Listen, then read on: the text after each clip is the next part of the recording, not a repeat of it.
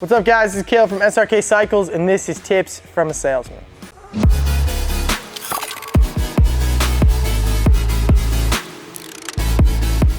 My name is Caleb, I'm the general manager here at Srkcycles. I have a couple tips for you guys. There's some hard and fast rules when you're going to buy your first bike that you can definitely use to purchase that first bike. And then there's kind of some unwritten rules that I kind of use as guidelines when going to buy your first bike. A lot of people ask me, they'll send me emails or texts, say, Caleb, give me all the detailed list of the bike.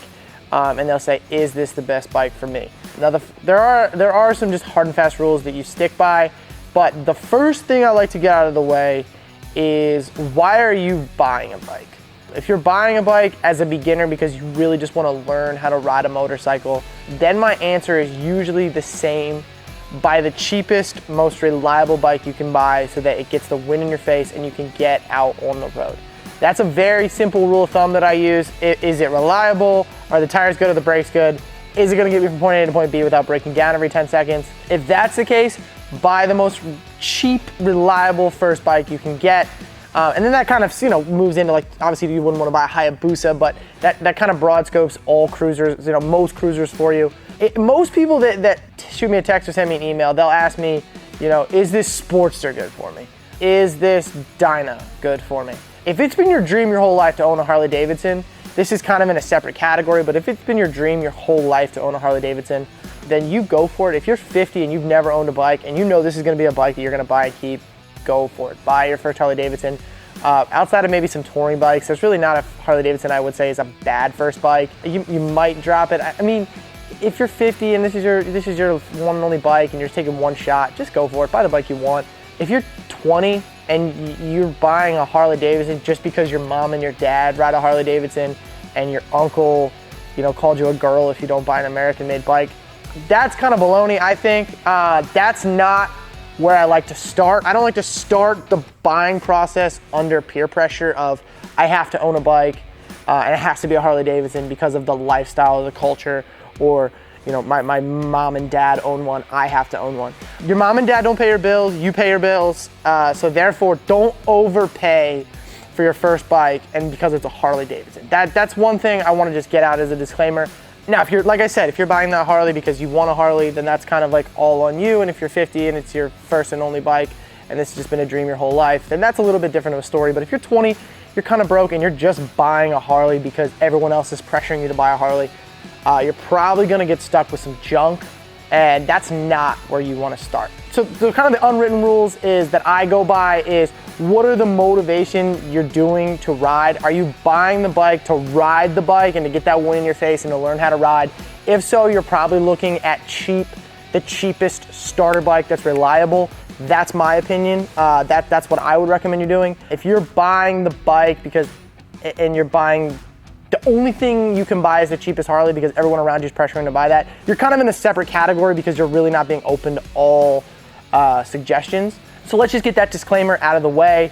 But what I usually tell people when they're going to buy their first bike is, if you don't have to have the cheapest thing and you don't have to have a Harley Davidson, a really good rule of thumb is, I would say, keep it under $5,000 and understand that this bike, although you might think it when you're purchasing it and it might be awesome when you're doing the paperwork and it might have been awesome on the test drive, will most likely, 99% of the time, most likely not be your only bike. So don't fall in love too much with the little things that jump the price up, because this probably won't be your only bike. If it's got some scratches on the tank, don't pay $1,000 extra for one that's perfect, because it probably won't be your only bike and that's not that big of a deal. So when I say these things, when you're in the cruiser category, I like to give people the general rule of thumb of, don't fall in love with a bike, but get a bike under, depending on your height and your weight, right under about, maybe right around or under 1,000 cc. If you want to get an 1100 or a 1300, it's not the end of the world. The VTX 1300 or the 1300 Yamaha Touring, they're great bikes. I would put anybody on that bike. But a great first bikes that I used to tell people to get are the 950 V-Stars, the 900 Vulcans, or the 750 Shadows. The 250 Rebels are great if you just are learning to ride and this is just a complete throwaway bike. You're learning to ride for a few weeks, then you're gonna buy what you want. They're great bikes. I don't love the 650 V-Stars, that's my personal opinion, but the best bike, I think, under $5 grand, if you're not looking for just the cheapest thing on the planet, is a 950 V-Star, a Vulcan 900, or 750 Shadow. And there's some variations in there. I like the C50, which is an 800. But in that like 750 to 1,000 category, like I said, there's a few outliers.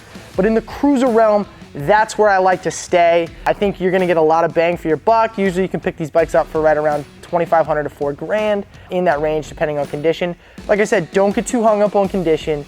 Don't get too hung up on mileage unless it's under 60,000. If it's under 60,000 miles, I'm not too hung up on the mileage, because if it's over, it's gonna be crazy cheap. Don't get too hung up on the condition. You probably will scratch it. I'm not saying you're gonna wreck it, but when you're moving it around in the driveway and you take your eyes off of something and you get distracted, boom, you drop it. It's not that big of a deal. It happens to everybody, but don't pay extra for the cleanest bike out there, because you might be kicking yourself later. Scratches are just a normal thing on a starter bike, and nobody's that taken off when a Vulcan 900 has a scratch on the tank. Those are great starter bikes for most people. Like I said, there's some variations there. If you're 7 feet 6 inches, you're probably out of that category. Or if you're, 5 foot, you might be out of that category. But that's where I like to stay. When I move to the sport bike realm, I really urge people to stay in that low CC category. 250s, 300s, 500s, 650s. Those are great starter bikes. If you're looking for a good sport bike starter bike, any of those categories, the Ninja 650 is a great bike, the Ninja 300 is a great bike. We just sold a bunch of 250 Haisung. Any 250 sport bike's a great bike. I know they make a Ninja 500, like the older ones. Those are great, great, great bikes to have. Those are great starter bikes, because what it's gonna do is it's gonna not scare you out of riding for the future. You're not a girl if you buy a lower CC sport bike to learn how to ride and to get good at riding. Buying a 1000 and utilizing 0% of that bike, and all you're doing is just keeping it in your garage to show people, and it scares the crap out of you, that's not a good bike to learn how to ride on. They're called starter bikes, not because you're being a wimp. They're called starter bikes because you are a beginner rider. Just learn how to ride. It's not a big deal if you get a smaller sport bike. Sell it when you want to get a new one and upgrade. But I usually stay in those categories. I definitely stay away from 600cc super sports. I definitely stay away from 750cc super sports. I definitely stay away from 1000cc super sports. And if you want to buy a Busa from me as your first bike, just don't even talk to me. It's just not even going to happen. Then there is kind of that subcategory of sport bikes in between sport bikes and cruisers, where you have like some of your naked sport bikes, which move towards the sport bike category, or maybe some of your cafe bikes like your Triumphs or like a Scrambler or something like that. The T100 is a great bike. I probably wouldn't turn it away from you if it was your first bike. It's not gonna kill you. An FZ7 or an FZ09, those bikes are more towards the expert level rider category. If you've been riding dirt for a while and you wanted to get an FZ7, you'd probably be okay. But in that like cafe racer category, Triumph makes a great bike. I probably wouldn't buy a T120, but a T100 is a great bike. There's a lot of like in-between bikes there, but you kind of got to know your skill and be realistic with yourself. I mean, sticking yourself on a bike that's going to scare you is only going to make you a worse rider. You want to progress and get better at riding. There's nothing wrong with riding 300cc sport bikes. I've been riding cruisers for years. My first sport bike I rode for months on as a sport bike was a 650 Ninja, just getting used to that different power band, because you can really hurt yourself on a super sport.